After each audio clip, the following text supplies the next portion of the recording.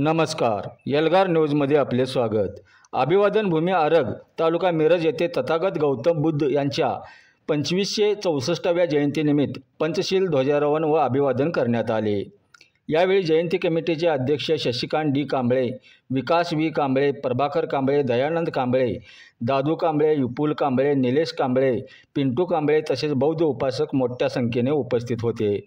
त्याचप्रमाणे महेश निकमसाहेब ग्रामीण पोलीस ठाणे मिरज हेही उपस्थित होते।